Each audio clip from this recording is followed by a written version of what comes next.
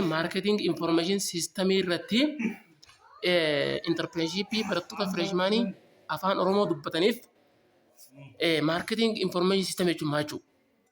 Kan jiru jechuudha. Marketing information system jechuun maal jechuudha? Akkana jechuun fakkeenya tokko bareedaa jalqaba irratti isiniifin kaasaa achi booda yeroo ifinaan barsiisaa deemu fakkeenya kana sammuu keessa qabattaniiti naayila deemtanii jechuudha. Akka isin jalaan banne sirriitti akka qabattanii jechuudha. Marketing information systemiin waa'ee maalii kaasuu deemnu jechuudha. Fakkeenyaaf namni tokko mana kooppii yookaan mana waraqaa piriintii namaa godhu mana kooppii ittiin banadhaa jee yoo yaade caluma jeetuma mana kooppii hin banu. Seeltee caluma jee yoo bane bakka hin taane yoo bane maaltu isarraa kooppii godhatu. Dura mana kooppii godhuu deemu kana yookaan mana kooppii banuu deemu kana namni waraqaa kooppii godhatu magaalaa tana keessaa gamta kaa jira. Na duroo namni mana kooppii qabu ni jira. Yoo mana kooppii kana bane maamila ni harkadhaa je'eeti dura informationa sassaabbata namichi kun. Egaa informationa sassaabbatee erga biizinasa mana kooppii yookaan mana waraqaa garaagaraa piriintii godhu kana erga namni waraqaa piriintii godhu magaalaa tana keessa erga jiraatee erga arkee achi booda karaa meeshaa kompiitara bitatee maashina garaagaraa bitatee achi booda hojii seena. San dura osoo hin beekne hin seenu. Achi booda hojii seenaa jechuudha. Maamila isarraa waa dhiyeeffatu harkee jira waan ta'eef. Kana keessatti waa hedduutu akka jira. Seeltee namichi kun akkamitti gabaa keessa seenaa abbaan feentara banachuu deemu kun maamilli biraa yookaan namoonni akkasaa yookaan namoonni waan akkasaa dalagan mana piriintaraa qaban kan biraa yoo jiraate akkamitti gabaa keessa seenaa information akkam fa'aa funaanatee magaalaa keessa seenaa kan jiru irratti kan nuti haasofnu waan amma inni kana sammuu keessa qabanneeti marketing information systemiin akkas jechuudha. Namni tokko yeroo magaalaa keessa yookaan gabaa keessatti biizinasa wayiitiin dalagadhaa yeroo fi eegaluu akkamitti biizinasa san eegaluu danda'a. Odeeffannoo biizinasa san ittiin eegalu qabaachuu qabaa waan sana dalagu san caaluma jee waa kana rabbaateen dalagu jechuudha. Kana jechuudha. Kanaafuu itti hafuufnu kun akkasuma mul'atu kanatti maal jedha developing information guddifachuu jedha. Asal maaltu jira? Internal data keessaa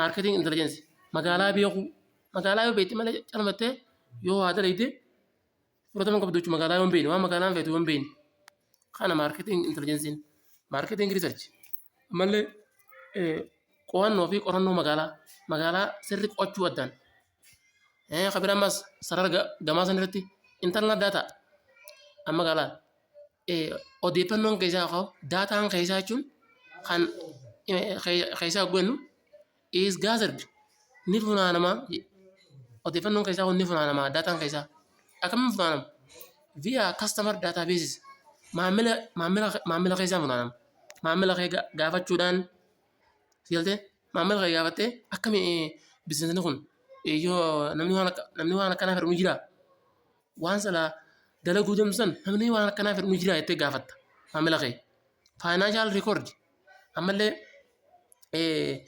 waan salaa guyyuu dalaytu walirra keessee akkana gamagamuu akkanatti information magaalaa harkachuu operational report yeroonii fi waa dhimma keessoo biizinasa keetisan yeroonii fi sirriitti maamila keetis waa'ee biizinasa keetisan gaafattee waan salaa guyyuu dalaytu sanis bakka takka walitti qabdee dhumarra riippoorti goota waan salaa biizinasa keessatti dalagaa turte san riippoorti goota kana internal data yookaan odeeffannoo keessaa jechuun kana jechuudha.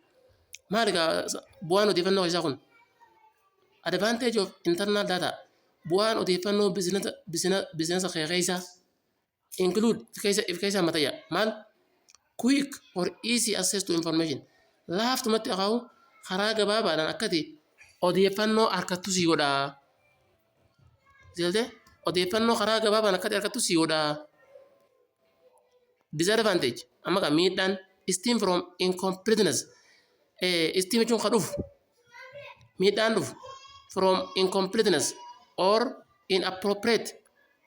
Siyalte mi aga amma as keessa gaa information hin taane waa odeeffannoo hin taane yoo argatte waan maamilin fedhu jenii waan maamilin feene yoo si himan siyalte kana yoo argatte kun miidhaadha jechuudha. Incompleteness jechuun odeeffannoo gahaa hin taane jechuudha.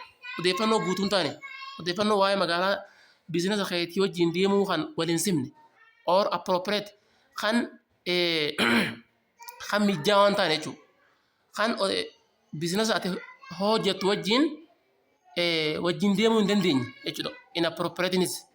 Inappropriate fi incompleteness tokkuma of data to particular situation waa'ee haala tokko irratti information hin taane odeeffannoon guutuu hin taane odeeffannoon mijaawaa hin taane miidhaadha jechuudha. Waan hin taane oomishitee yoo gabaaf dhiyeessite odeeffannoo guutuu hin taane fudhattee odeeffannoo incomplete fudhattee yoo waa oomishite ni kasaartaa jechuudha.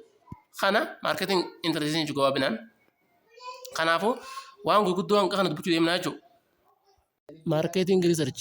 Marketing research is a systematic gathering, recording and analyzing of data about problems relating to the marketing of goods and services.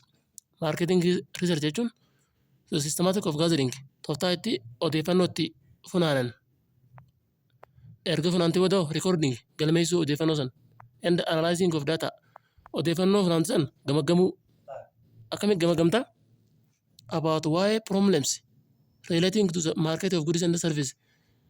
Dataan an funaanadhee galmeessee laaluu jiru kun rakkoo biizinasa an qabu kana wajjin hariiroo ni qabaayii jettee galte relating to the marketing of goods gabayaa oomisha an oomishu meeshaa waan silaa biizinasa an irra bobba'uu fedhu kana wajjin hariiroo ni qabaa. Qorannoon an taasise kun qorannoon gabayaa qorannoon magaalaa an taasise kun waanin an dalaguu deemu kana wajjin hariiroo ni qabaayii jetteet akkasi gamagamta. Akkana gamagamuun kun maal jedhama? Marketing research jennaan. Qorannoo waa'ee magaalaa waa'ee nam tokko biizinasa yeroo eegalu qorannoo waa'ee magaalaa irra godhu marketing research jennaan. Marketing research qorannoo waa'ee magaalaa tun isin waa'ee magaalaa timi will give you safe kan nitiya that you need to identify waan ati silaa addaan baafachuu feetu sun silte waan ati silaa gabaa keessatti addaan baaftee godhuu feetu sun odeeffannoo waa'ee sanii sii kanniti silte odeeffannoo waa'ee sanii sii kannistee waan san addaan baafattee hoo rich ammallee akkati geessu maalirra akkati geessu your target market waan silaa information magaalaa fudhattee galmaan ga'uu feetu sanirra akka geessu si godhaa. As a price customer ammas kun maali hojii deema gaa as a price customer gatii maamilli kee fedhu irratti gatii maamilli kee as a price customer are willing to pay gatii maamilli kee silaa oomisha kanaaf fedhu kanarratti akka itti oomishtee waan sana addaan baasu si godhaa sanirra akka geessu godhaa jechuudha. Willing to pay jechuun waan silaa maamilli keessan gatii silaa inni irra kafaluu fedhu sanirra dhaabbattee akka itti oomishtu si godhaa jechuudha. Waan maamilli kee gatii guddaatti kafaluu hin feene sirriitti yoo oomishtee bu'aa siin qabu jechuudha. Kanaafuu fakkeenyaaf uffata yoo oomishtee uffata oomishuu yoo feete uffata oomishuu erga feetee maal goota uffanni kun kan warra galii guddaa qabaniitii fi uffanni warra galii gaxaalaa qabanii adda adda. Kanaafuu ati yoo yeroonii fi riisarchii gootu uummanni silaa oomisha keessan sirraa bitatu warra gatii gaxaanaa qabu galii gaxaanaa qabu yoo ta'e meeshaan ati oomishtuus waan gabboo ta'u qaba. Meeshaan ati oomishtu meeshaa gabbuutu ta'uu qaba. Tan maamila kee warroota gatii galii gaxaanaa harkatan san wajji deemtu خانيتشو خبرة ماس ماركتينج ريسيرش قرنو مقالة فوكس يفنان سيدا في organizing market information akkati gabayaarratti xiyyeeffattu si godha yeroo sirriitti qorannoo magaalaa goote ammas xiyyeeffannaa bichaa miti organize akkati qindeessitu si godha maal marketing information odeeffannoo waa'ee magaalaa akkati sirriitti irratti xiyyeeffattu karaarra si kaayu marketing research yookaan qorannoo waa'ee magaalaati ammas it permits amma itiin eenyu baana qorannoo waa'ee magaalaa tun permits ni ayyamti maal entrepreneur namichi entrepreneur jechuun namicha biizinasa eegalu san jechuudha. Namicha biizinasa haaree magaalaa keessa eegalu san isaaf ni ayyamti. Yoo inni waan marketing research kana gaggeesse waan armaan gadii kanaatu isaa ayyamaaf akkana jechuudha. Maal fa'a namichi entrepreneur marketing research yoo godhe tokkoffaa maal addaan baafachuu danda'a? Notify addaan baafachuu or spot current haala amma jiru addaan baafachuu waan sila magaalaan amma feetu addaan baafachuu waan haala amma addaan baafachuu notify or spotiin addaan baafachuu jechuudha maal current haala amma magaalaan keessa jirtu haala amma magaalaan keessa jirtu erga addaan baafattee booda'u and upcoming problem rakkina fuuldura dhufaniif in the current market magaalaa ammaa keessatti magaalaa amma addaan baafattee rakkina fuuldura jiraniif akka beeksisni sira qabu akka beektu si godha jechuudha. Rakkina ammaa yeroo adda baafattee rakkina ganaa fuuldura gabaa keessa si dhufuus ni beekta jechuudha. Akkasi kana maalidha kana gaa yoo maal goote beekta marketing research yoo goote bicha beekta. Kabiraa yeroo marketing research yeroo gaggeessitu reduce business risk reduce ni irrisammas business risk balaa business keessan qabu yalte rakkina garagaraa kan yeroo business eegaltu qunnamu akka irreeftu si godha maaliif yeroo ni fi waa oomishtu waan maamillu fedhu oomishta waan maamillu fedhu waan oomishtuuf riskiin yookaan balaan si dhuftu ni irratti si yalte balaan business keessan si dhuftu ni irratti oggu duraatu qorannoo garagaraa waan maamilli fedhu akkamitti akka fedhu eenyu akka oomisha keessan fedhu qorannoo garagaraa gootee waan oomishteef ati ma reduce business risk balaa business san qabu hir'isuu dandeessa jechuudha. Yoo marketing researchiin gaggeessin riskii hir'isuu hin dandeessu na kasaarta riskii jechuun bakka riskii jechuun na kasaarta jechuudha. Kasaaraa san hir'isuu dandeessa jechuudha. Yalte kanaafuu entrepreneurri marketing research yeroo gaggeessu reduce business risk balaa yookaan kasaaraa achi keessa dhuftu hir'isuu ni danda'a. Lammaffaan akkas jechuudha. Sadaffaan identify sales opportunity carraa waa gurguruu magaalaa keessa waa gurguruu keetii addaan baafachuu waan akkamii magaalaa keessa gurguruu carraa qabaa. Yalte carraa jechuun bakka banaa bakka silaa namni waa barbaadu.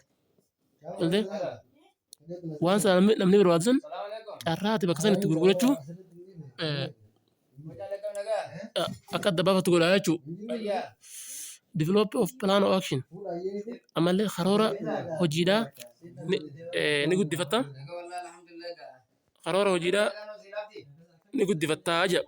Kabiraa ammas kana jechuun waan kun maali namni tokko entrepreneur tokko haa namni business dalagu tokko yeroonii fi marketing research gaggeessu waan hanga amma kana akka inni godhu isa hayyamaa jechuudha. Entrepreneuraaf entrepreneur jechuun maal jenne namicha business eegalu saniif yoo marketing research godhee qorannoo magaalaa gaggeessee business tokko eegalee waan amma raayitii afran tan ni agartaniimi raayitii afran tan akka inni godhu isaa godha qorannoo magaalaa yoo godhe jechuudha marketing research kana. Kan biraa role of or significance of marketing research in decision making gahee yookaan barbaachisummaa qorannoo magaalaa murtee magaalaa keessatti qorannoo magaalaa akkamii hojii qorannoo magaalaa geggeessu waa sadii.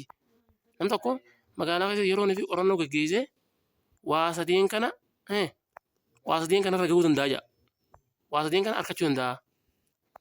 Tokkoffaa yeroo qorannoo geggeessee jiru gaheen qorannoo sanii murteessuu keessatti descriptive function asirra maali? Gathering and presentation of the statement of fact. Gathering information funaanuu fi and gather presentation of statement of fact. Information funaantisan yookaan information dhugaasan dhiyeessuu. Magaalaa maal akka barbaadu dura information ni funaanta. Achi booda presentation of statement of fact. Waan sila waa'ee magaalaa irratti information funaantisan ni dhiyeessita jechuudha. Kun maal jennaan? Descriptive function jennaan. Galtee qorannoo geggeessee tokkoffaa irratti maal argatta? Descriptive function argatta. Lammaffaa irratti diagnostic or analytical function. Diagnostic or analytical function yoo jennu hiikni isaa maali? Murtee dhumaarra gahuu. Descriptive function irratti daataa amma dura waa'ee magaalaa funaannatte ni walii qabattee dhiyeeffatta. Walii qabattee dhiyeeffatta. Gaazeringiin walii qabuu jechuudha. Jechuudha end presentation dhiyeessuu maal of statement of fact waan dhugaa waa'ee magaalaa irratti walii qabatte san ni dhiyeessita. Erga dhiyeessite booda diagnostic or analytical function ni gaggeessita. Maal jechuun fakkeenyaaf diagnostic yoo jennu doktorri faan nama yaalee yookaan nama yaalu san laalee waa hunda godda laalu maal godhaaf qoricha ajajaaf. Namni kun waan akkanaa ta'ee jeeti qoricha ajajaaf. Siiltee diagnostic jechuun akkasi. Diagnostic maal jennee doktorri tokko namni tokko dhukkubsatee bira dhaqaa. Yeroo inni fi dhukkubsatee bira dhaqu dura maal godha? Descriptive function irra gaggeessa. Descriptive function dura information waa'ee dhukkuba isaa waliif funaannata. Siiltee achi booda waa'ee dhugaa san namichi waan kana ta'e jeeti himaa. Itti aanee immoo diagnostic maali? Namichi kun namni dhukkubsataan kun dhibee akkanaa dhukkubaa waan akkanaatti dhukkubaa jeeti maal godha? Murtee irra kaa'e. Qoricha ajajaaf. Siiltee qoricha ajajaaf. Sadarkaa tanarra maal jennaan? Diagnostic or analytical function jennaan. Siiltee information dura funaannatte conclusion itti godhuu. Siiltee xumura itti godhuu. Or judgment yookaan murtee itti kennuu. Information funaantan murtee itti kennuu. Judgment murtee itti kennuu. Or conclusion yookiin xumura itti godhuu. Goolabuu from situation rakkoo sanirraa yookaan problem yookaan haala yookaan rakkoo sanirraa rakkoo qorannoo irra gaggeessisanirraa murtee itti kennuu. Waan qorannoo gaggeessisanirraa wanni kun waan akkana ta'ettee yeroo inni fi himtu diagnostic or analytical function jennaan. Kana lamatu jira explanation of data. Data sanii ibsuu waa'ee data sanii. Waa'ee data amma asirratti kun ammoo waa'ee fakkeenya akka doktoraati malee kun waa'ee magaalaati. Kanaafuu waa'ee magaalaa tokkoffaan maal godha? Information funaannata. Information funaante san ni dhiyeessita. Erga dhiyeessitee information magaalaa funaantee dhiyeessuun kun descriptive function jennaan. Lammaffaa irratti diagnostic jennaan. Diagnostic function. Diagnostic function maal? Information magaalaa funaantee dhiyeeffatte kana murtee itti kennuu. Waan akkanaa magaalaa tana keessatti biizinasa akkanaa yoo dalaydee itti milkooytaa kaja'u irratti murtee kennuu yookaan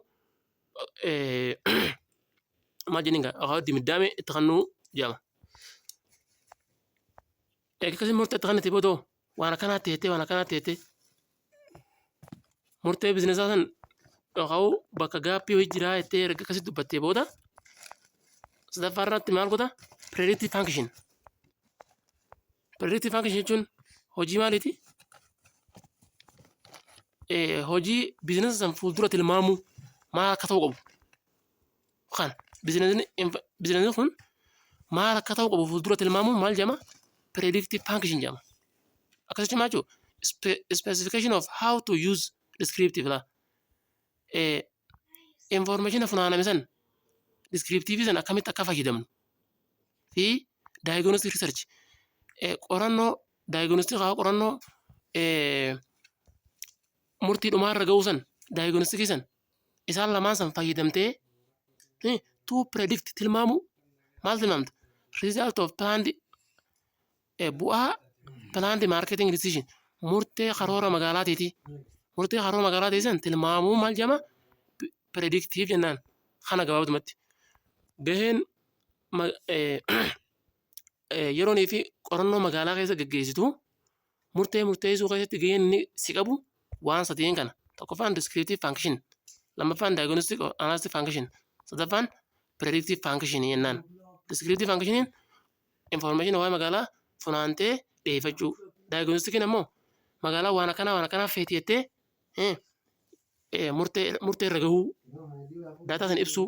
Sadaffaan predictive function magaalaan information magaalaa san fuuldura maal akka ta'u qabu tilmaamuu sadaffaa waan hanga kanaa jechuudha.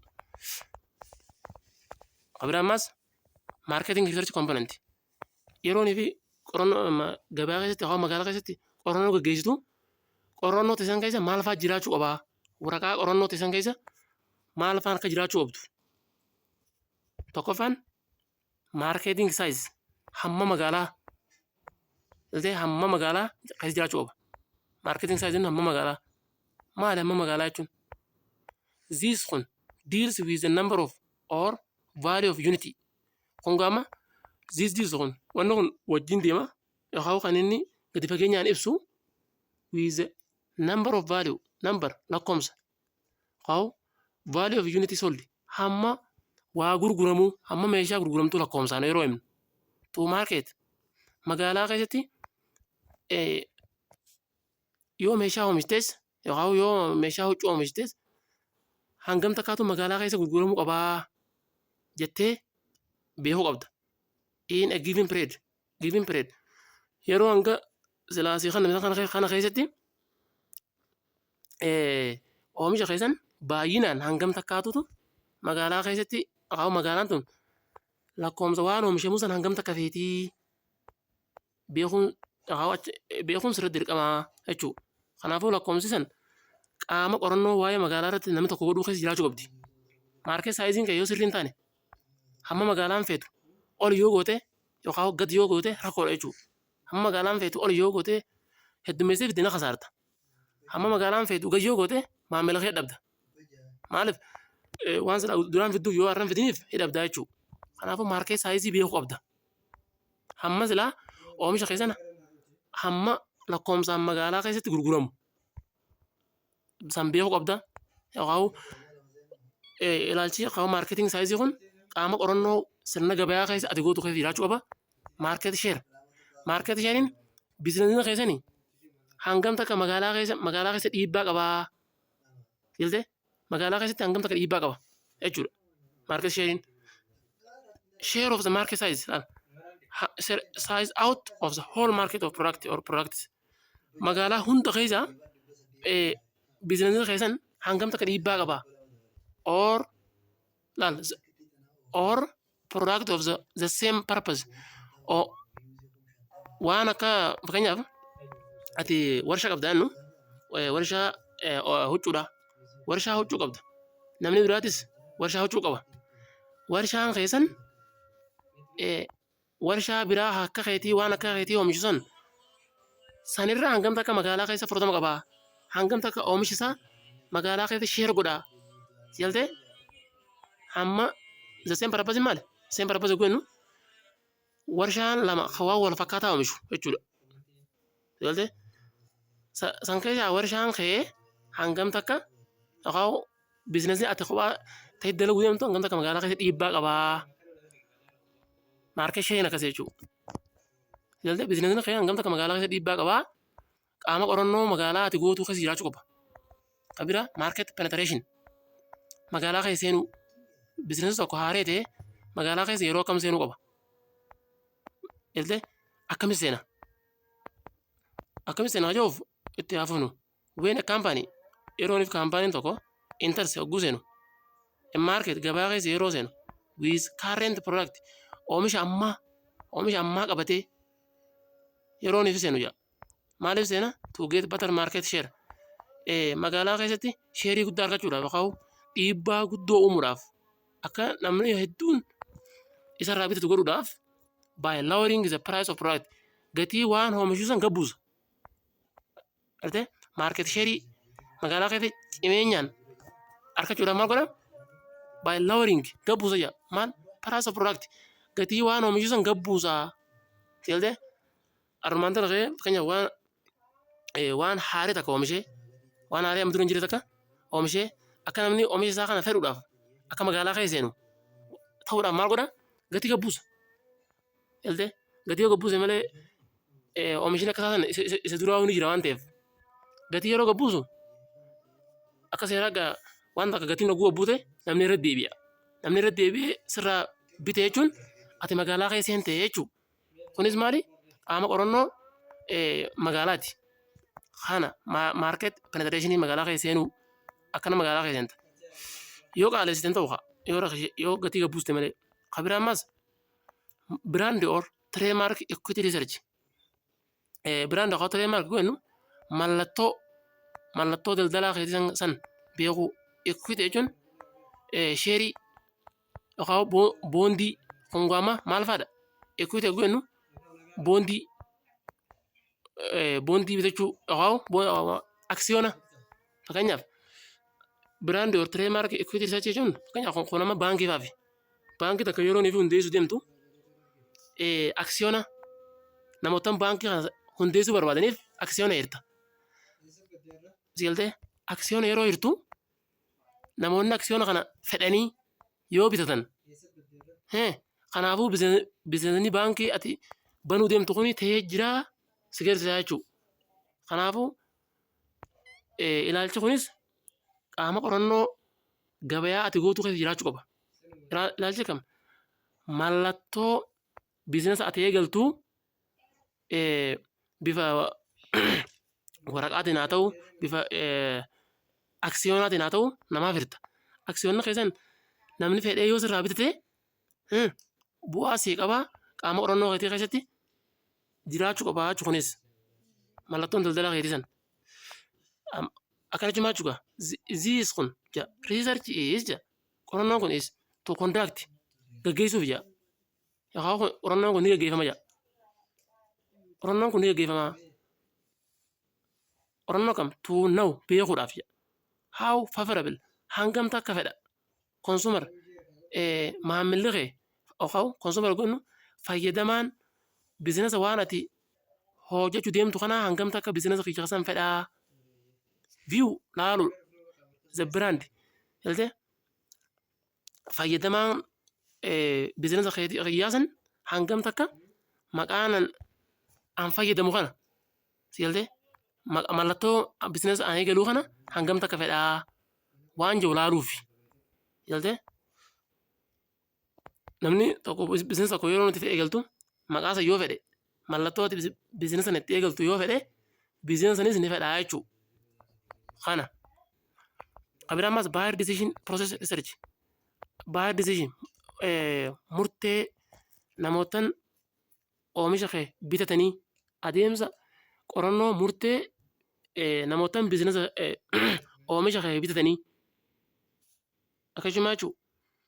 Zis kun jedha part of marketing research activity kun qaama qorannoo magaalaa ta'ee is to used kan silaa itti fayyadamamu kan itti fayyadan to determine maaliif itti fayyadamama to determine murteessuudhaaf what is the motive people maal tokko uummata kakaasu seeltee maal tokko uummata kakaasu murteessuudhaaf to buy namni tokko waa bituudhaaf maaltu isa kakaasaa waan jiru beekuudhaaf and what decision making process by the use amalle adeemsa murtii godhuudha yeroo fi waan tana fayyadamu uummata kana maaltu kakaasaa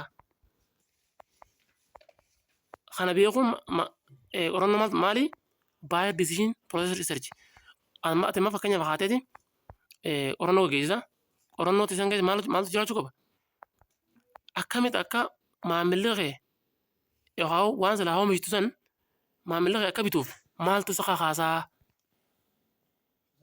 kan jedhuuf buyer decision process research jedhama. Buyer decision process research jedhama jechuudha. Kan biraa customer certification research. Hongaama qorannoo maamila kee akkamitti akka gammachiiftu. Maamila kee gammachiisuudhaaf yookaan maamila kee akka oomishni keessan sirri biraan gahu qorannoo gaggeessitu jechuudha. Qorannoon sun maal fa'aa keessa qabdi waan jedhu jechuudha. Dureen isaa maali? Customer satisfaction research jedhama. Qorannoo maamila kee itti gammachiiftu. Maamila kee akkasirraa gammadu. In this type of research assess jedha. In this type of research assess jechuun qorannoo tana keessatti gosa qorannoo maamila kee gammachiisuu kana keessatti tokkoffaa maal fa'aa jira? Distributive channel audit. Akkaataa itti oomisha keessan maamila kee biraa ittiin geessu to'achuu. Siiltee akkaataa itti maamila keessan biraa ittiin geessu to'achuu karaa inni itti maamila keessan biraa ittiin dhaqu oomishni kun oomishni keessan. Maal jechuun kana jechuun to assess or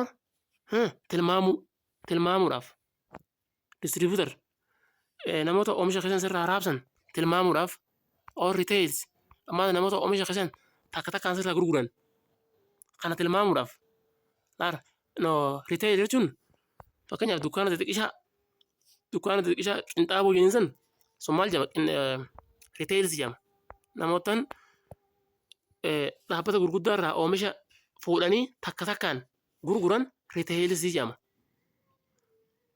Kana jechuun retails maamila keeti.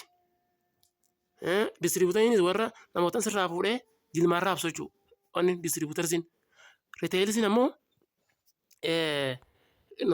ammoo namootaan oomisha keessan sirraa bitatee takka takkaan gurguru jechuudha. Isaan kana tilmaamuudhaaf maal isaanii tilmaamta? Attitude ilaalcha isaanii ilaaluudhaaf. Toward product oomisha saniif ilaalcha akkam qabanii oo brand yookaan biraandii oomisha saniitiif waan akkam qabanii ta'etuuf mallattoo biizinesiin fayyadamuuf ilaalcha akkam qaban yookaan kaampaanii saniif kaampaanii sanis ilaalcha akkam qabanii kaayattu laaluudhaaf ati maal to'achuu qabda? Distribution channel audit adeemsa oomisha keessan itti raabsitu to'achuu sirra jiraata. Maamila keessan qacarrootti akka inni waan inni sirraa fedhu beekuudhaaf. Lammaffaa marketing effectiveness analyze. Marketing effectiveness jennu bu'aa magaalaan bu'aa akka qabaattu bu'aa qabeessummaa fi analyze kun gamagamu bu'aa qabeessummaa magaalaa sanii ilaaluu. Bu'aa qabeessummaa magaalaa sanii ilaaluu jechuun building models akkaataa isii ijaaruu yookaan akkaataa isii beekuu erga beektee booda measuring result bu'aa san sirriitti addaan baaftee safaruu waan fakkaata safaruu beektee jechuun beekadhu qacarrootti beektee jechuudha. Erga bu'aa san addaan baastee safartee beektee booda to determine maaliif kanatti bu'aa kan addaan baastee ilaalta to determine murteessuudhaaf. The effectiveness of individual bu'a qabeessummaa individual marketing activity oomishni ati oomishu sun sadarkaa nama dhuunfaa irratti akkamiin bu'aa qabaa agartee sadarkaa nama dhuunfaa irratti oomishni keessan akkamitti maamila keessaa sadarkaa nama dhuunfaa irratti oomishni kun akkamitti bu'aa qabaa maamilli kiyya sadarkaa dhuunfaatti akkamitti irraa gammadu jira kayattu marketing effectiveness dha bu'a qabeessummaa magaalaa gamaggamuu sadarkaa nama dhuunfaarra murteessuudhaaf yelde abiraamas maamila keessan akka sirriitti gammadu qorannoo teessan keessa maal fa'aa jiraachuu qaba kasadaffaadha measuring or confidential customer or measuring shopping kana jechuun maal jechuudha fakkeenyaaf namni tokko dukkaana lama wal cinaa qabdan jennu dukkaana akka keetii yookaan waan shaqaxii qayyanii kana kun maali yookaan wanni fudhume mana huccuu kana mana lamaa jira mana abbaa garagaraa namni tokko keetii irra hedduu maamilaa manuma nama kaanii seena yaalde mana keen dhufu maali jettee akkamitti maamila kiyyaana karaa kiyyaa deeffachuu danda'a waan jirurratti haasa'u jirraa miti kanaafuu maamila kee kana gammachiisuudhaaf maamilli kee akka sirraa bitu godhuudhaaf namni akka keetii kan huccuu mana huccuu si cinaa qabu kun kan maamilli gisee hunda karaa isaa deemu kun isaaf dukkaana isaa gurguruu yaalde yookaan huccuu isaa gurgurtee namichi kun akkamitti maamila narraa deeffatee jettee addaan baafachuun maal jedhama measuring or confidential yaalde measuring jechuun icciti jechuu yookaan confidential lachuu icciti jechuu iccitii beekuu consumer iccitii maamila keetii san beekuu akkamitti measuring shopping wannuma taatee isaaf sarratanya taatee gurguraa taatee beekuu ogguun isaaf sarratanya taate illaa akkana gurgureeti maamila narraa deeffatee waan jiru siif galaachi guyyisan ogguusan beete ati maal guutte maamila kee gammachiiftee jechuudha qorannoo ta'e keessatti kanaafuu fakkeenya kanaan fudhattee qorannoo ta'e keessa maaltu jiraachuu qaba dhimmee amma inni kun jiraachuu qaba jechuudha qorannoo ta'e keessa kanaafuu jahiirja asitti riisarcha jedha namichi riisarchii godhusan namichi qorannoo godhusan gaa act as a shopper akka namicha dukkaana gurguru jiru yookaan biizinasa san ifii gurguru jiru akkasi dalaga this is jedha wanni gaa namni tokko yeroo inni fi qorannoo biizinasa irra godhu kun maaliif akkas godha often yeroo hedduu usually for quality control sirriitti to'achuudhaaf maamila kee to'achuudhaaf akkasitti wanni goota qorannoo iccitii dorgomaan kee yookaan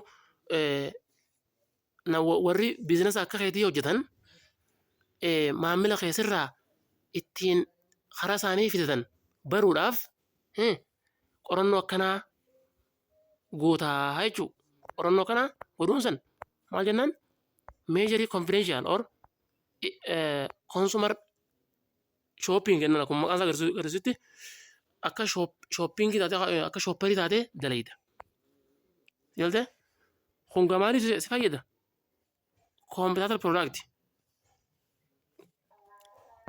namichi oomisha akka keetii oomishu san isa san to'achuudhaaf akkas gootaa jechuudha fakkeenyaaf mee wanni dha jennu nama lama maqaa fudhu nama lama kan wajjin yookaan waan akka tokko dalagan nama maqaan Mr. X fi Y fudhu Mr. X kuni wanni qaba isaan lachuu biizinasa wal fakkaataa qaban biizinasa wal fakkaataa biizinasi isaanii kun Mr. X biizinasi Mr. X maamila hin qabu garuu uummata akka hojjetan yaalte ammoo biizinasni Mr. Y maamila hedduu qaba kanaafuu Mr. X maamila isaa san deeffachuudhaaf maal godha Mr. Y dhaqee dalaga akka shopparaatti yaalte akka maamilli gara isaa deebi'u si galtee sun maal jedhama misery or confidential consumer iccitii maamila keetii ni bartaa jechuudha. Sa innoo maal itti ta'eeti as keessa gama amma Mr. X maal jedha sa Mr.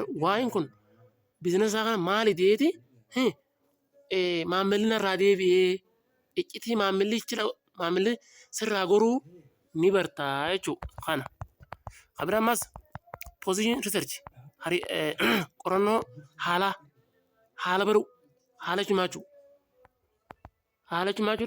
This research qorannoon kun is mostly yeroo hedduu conducted ni hojjetama jedha. To answer question like gaafii akka armaan gadii kana deebisuuf hojjetama. Position researching maal fa'a how does target market hangam takka kaayyoon magaalaadhaa see the brand relative to competitors magaalaan maqaan hambaa fadhe kana yookaan mallattoo biizinasa kiyyaa kana akkamiin ilaaltii siyalte relative to competitors siyalte dorgomaa kee ittiin wal cinaa qabdee agalte biizinasa fakkeenyaaf biizinasa lama jiraannu kanama lama ati maal goota namoonni biizinasa kiyyaa kana akkamiin ilaalanii mallattoo biizinasa kiyyaa kana siyalte biizinasa akka keetii kan biraatii wajjin wal bira qabdee yeroonii fi laaltu uummanni akkamiin kiyyaa kana laalaa to competitors jechuun namicha biizinasa akka keetii dalagu san wajjii wal bira madaalchitee jechuudha kana what does the brand stand for maqaan mallattoonni nan biizinasa kiyyaa fayyadame kun maaliif dhaabbata uummanni akkamiin laalaa maqaan hambaa fadha kana jechuun maachuu position research jennaan meeshaan bakka takka kan ta'eessu meeshaan takka ni qaalooyti ni rakkisti yeroonii fi meeshaan teessan meeshaan qaalooytee maamilli kiyya kun hangam takka sababaa meeshaan qaalooyteef fedhii maamilli kiyya meeshaa xiyyaaf qabu hangam takka jijjiiramaa yoo beeyte ati maamila kee gammachiisuu ni dandeessaa jechuudha. Si galtee kana asitti maal jechuudha here the objective of the research kaayyoon research kanaa kaayyoon price elasticity testing gootuufiyya is to determine murteessuufiyya how sensitive customer hangamija sensitive customers miirri maamila kiyyaa hangam takka miirri akkam are to price changes yeroonii fi meeshaan tiyya oomishamtu yookaan meeshaan tiyya qaalooytu gatii meeshaa tiyyaa yeroo qaalooytu maamilli kiyya kun hangam takka meeshaa qaalii narraa bitaa yookaan fedhaa dhiisaa miirrinni yeroo meeshaan tiyya qaalooytu meeshaa tiyya sanaaf qabu akkamii jechuudha bakka price elasticity testingiin yoo san beeyte ati maamila kee gammachiisuu ni dandeessaa jechuudha kana qorannoo ati gootu kana yoo hin beekne hin ta'u jechuudha meeshaan takka yeroo qaalooyte maamila kee si biraa dhiisee deema kanaafuu kana yoo sirri beeytee haala price elasticity testingii si ajajuun yoo oomishte maamila kee gammachiiste jechuudha maamila kee sirraa gammade jechuun oomishni keessan magaalaa bira gahee jechuudha kana price elasticity testingiin qorannoo gabayaa maamila gammachiisuu hajaa irratti ati dalee keessa jiraachuu qaba. Kabira ammas sales forecasting gurgura kee tilmaamuu gurgura kee fuuldura isaa tilmaamuu jechuudha akkuma maqaan isaa himu kanatti akkana jechuun maachuu gurgura kee tilmaamuu jechuun maachuu to determine tilmaamuuf expect level of sales given expect level jechuun sadarkaa oomishni keessan irraa eegamu tilmaamuudhaaf sales gurgura given level of demand hamma silaa namni sadarkaa maamilli kee fedhu san sadarkaa fedhiin jirtu san sarara dhaabbattee gurgura fuulduraa tilmaamuu with respect to other factors biizinasa biraatii wajjin wal bira qabdee like advertising expenditure wacii ati wanni irra baaste beeksisa irratti sales promotion kunis wacii ati gurgurta beeksisa garaagaraa irra baaste silte advertising expenditure wacii ati beeksisa irra baaste jechuudha beeksisa irra baaste sale promotion ammoo gurgura san beeksisuu irratti waan ati baaste takkanaa tana wajjin tana laaltee fuuldura kee haa fuulduraa tilmaamuu dandeessa. Fakkeenyaaf namni tokko yeroo ammaan tanaatti yoo warshaa qabaatee warshaa tokko ni qabaa jennu warshaa isaa kana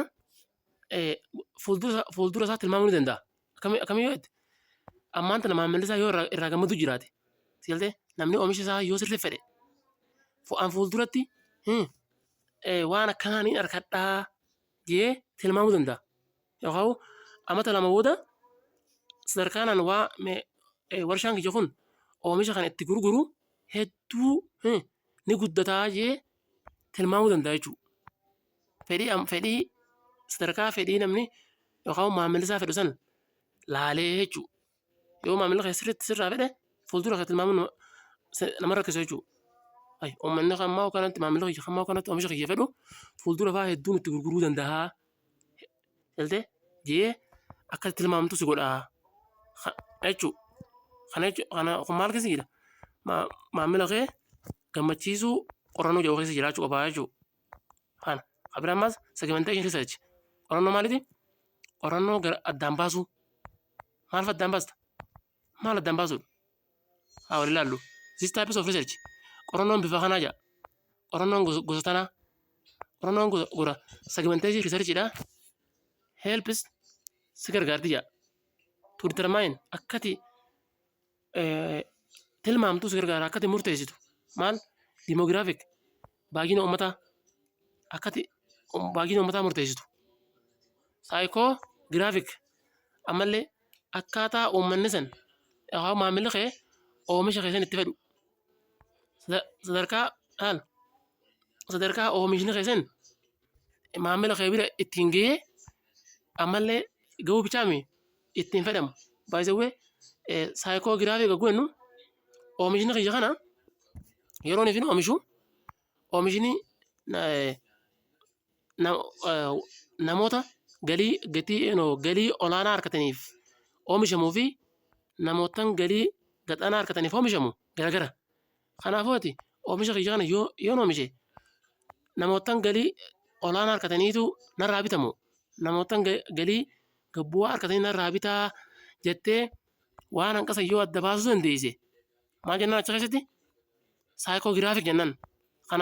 Kanaafi segmentation research jala seenee jechuudha. Qorannoo waa addaan baasuu jaloonni seenee saniiti. Qorannoo maal addaan baasuu maamilli kiyya kun eenyutti addaan baafachuu. Siltee ammas saayikoogiraafii bichaa miti. Behavioral amala character of potential buyers lakkuma amala jaa potential buyers dandeettii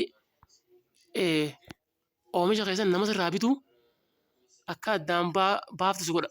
Dandeettii nama oomisha sirraa bituu jaltee segmentation researchiin akkuma gaarii fennee